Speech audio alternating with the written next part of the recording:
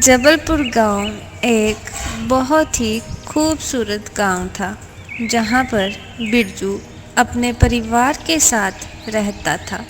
उसके परिवार में कुल 3 सदस्य थे। उसकी पत्नी का नाम सीमा था। उसका एक बेटा था जिसका नाम गोलू था। माँ, आज मुझे वो खिलौना चाहिए जो मैंने कल दुकान पर देखा था। हाँ, मिल जाएगा बेटा। पहले तू आज सारा स्कूल का काम खत्म कर, फिर मैं तुझे वो खिलौना लाकर दूंगी। बिरजू की उसी गांव में अपनी एक मिठाई की दुकान थी। वे दोनों शुद्ध देसी घी की मिठाई बनाकर बेचा करते थे। बिरजू और बिरजू की पत्नी दोनों बहुत मेहनती थे और गांव के सभी लोग उनसे ही मिठाई खरीदते थे। अरे क्या बात है, बड़ी सारी दुकानों से मिठाई खाई, पर बिरजू तेरे हाथ में पता नहीं क्या जादू है, तेरी मिठाई खाते ही मजा आ जाता है।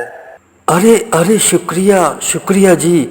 बस मेहनत से काम करते हैं हम दोनों, तो खाने वालों को अच्छी लगती है, तो बस आप लोगों का प्यार ही है बस जी।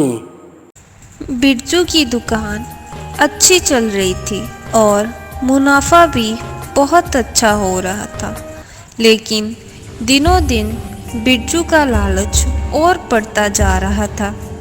एक दिन उसकी दुकान पर एक भिखारी आया। भगवान सभी के कारोबार में वृद्धि दे, भगवान कारोबार में वृद्धि दे, सुख शांति बनाए रखे, सभी के घर सुख शांति बनी रहे, भगवान सभी के कारोबार में वृद्धि दे। हे मालिक, कुछ खाने को मिल सकता है?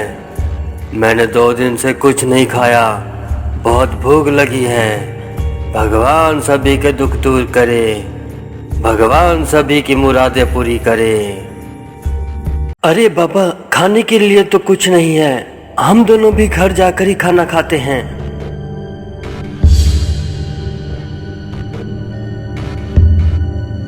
हे मालिक, इतनी सारी मिठाइयाँ हैं, कुछ मुझे दे दो, थोड़ी सी खाकर मेरा पेट भर जाएगा।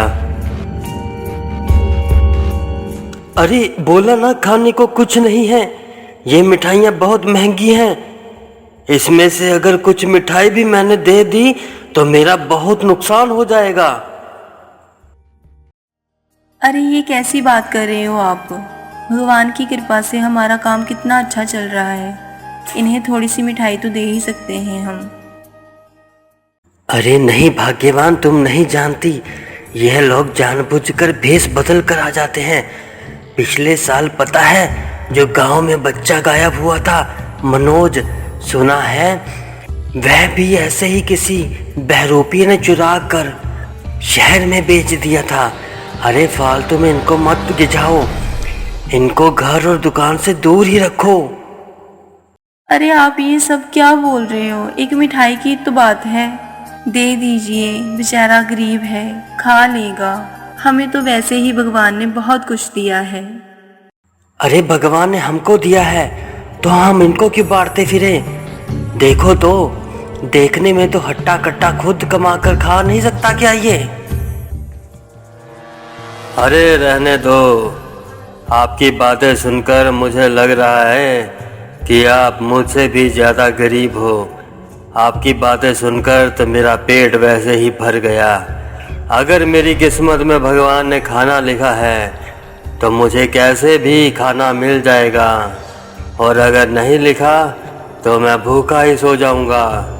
भगवान सब पर दया करे, सबके दुख दूर करे, सबके कष्ट हरे।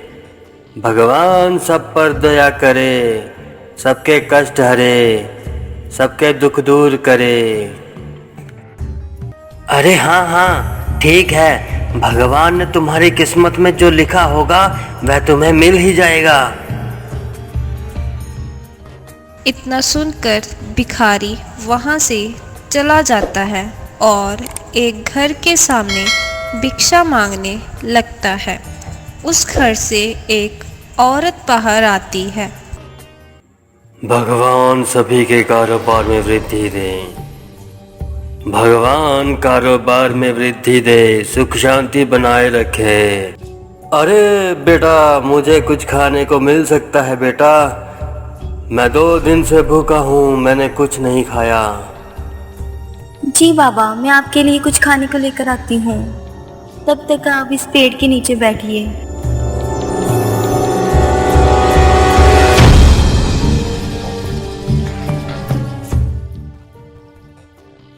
वह औरत भिखारी के लिए खाना ले आती है और भिखारी पेट भर कर खाना खा लेता है और उस औरत को दुआएं देकर चला जाता है।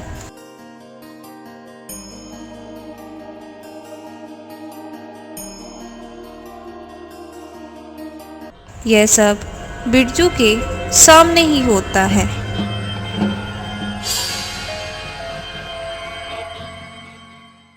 ये लोग भी पागल हैं।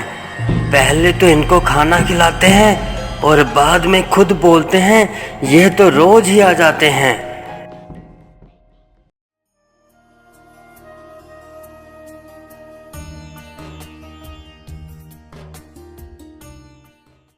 अरे सेठ जी, 10 डिब्बे बर्फी के पैक कर देना।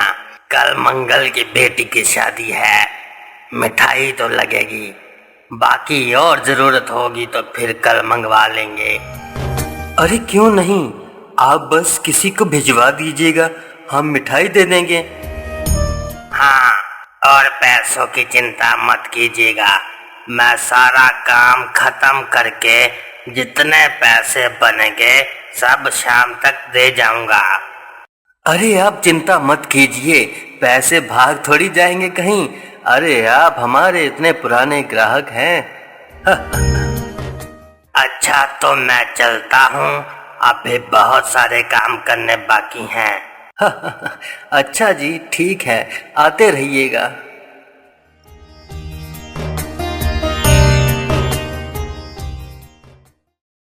क्यों ना कोई ऐसी तरकीब लगाई जाए कि कम मिठाई के बदले ज्यादा मुनाफा कमाया जाए। पर ऐसा क्या करूं मैं, क्या करूं, ऐसा क्या करूं? हाँ, ऐसा करता हूं, इस तराजू के नीचे कोई चुंबक का टुकड़ा लगा देता हूं, किसी को क्या पता चलेगा। बिरजू ऐसे ही करता है। वह तराजू के नीचे एक छोटा सा चुंबक लगा देता है और ग्राहकों को बेवकूफ़ बनाना शुरू कर देता है। कम मिठाई बेचकर ज़्यादा मुनाफा कमाने लग जाता है। गांव के लोग ज़्यादा पढ़े लिखे ना होने के कारण उससे मिठाई ले जाते थे। पर एक दिन उसकी दुकान पर रोहन आया।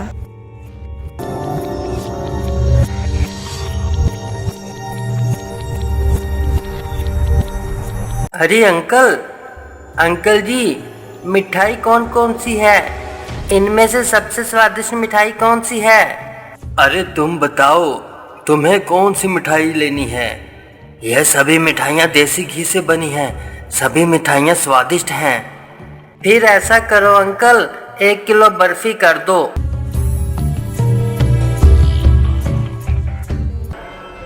अच्छा ये लो भाई, पूरी 1 किलो मिठाई।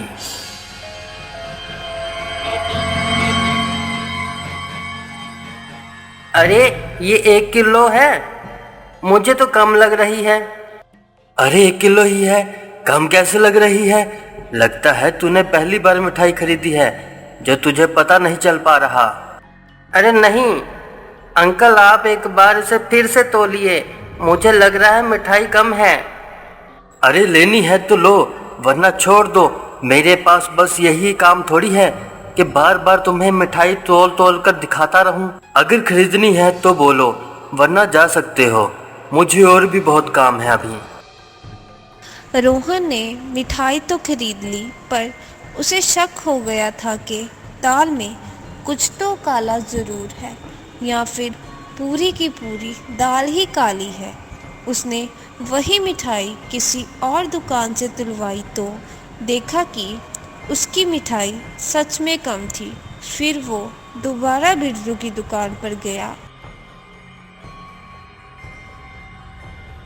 आइए आइए आइए, सबको एक जादू दिखाते हैं। जो मिठाई बिरजू की दुकान से लेंगे वो दूसरी दुकान पर जाते ही उसका वजन कम हो जाएगा। आइए आइए, सब आइए और जादू देखिए, जादू। अरे क्यों चिल्ला रहे हो भाई? तुम्हें कोई काम धंधा नहीं है? जाओ अपना काम करो। अरे इसके तराजू में देखो, इसने कुछ लगा रखा है। अरे ये देखो, ये तो तराजू के नीचे चुंबक का टुकड़ा लगा हुआ है। अरे अरे, तराजू के नीचे कुछ नहीं है। अरे कुछ नहीं है तराजू के नीचे। इस तरह बिरजू का चेहरा सबके सामने आ जाता है और बिरजू का सारा काम बंद हो जाता है। अब उससे कोई भी मिठाई नहीं खरीदता। बिरजू बेचारा बहुत पछताता है। शिक्षा बेईमानी के कार्य से हमें ये सीख मिलती है कि सच्चाई और ईमानदारी जीवन में कितने महत्वपूर्ण है। जब हम किसी के साथ ईमानदार होते हैं तो हमारे रिश्ते और विश्वास मजबूत होते हैं। बेईमानी से लोगों का विश्वास टूट जाता है। ये हमें यह सिखाता है कि विश्वास की नींव पर ही अच्छे संबंध और समाज का निर्माण होता है।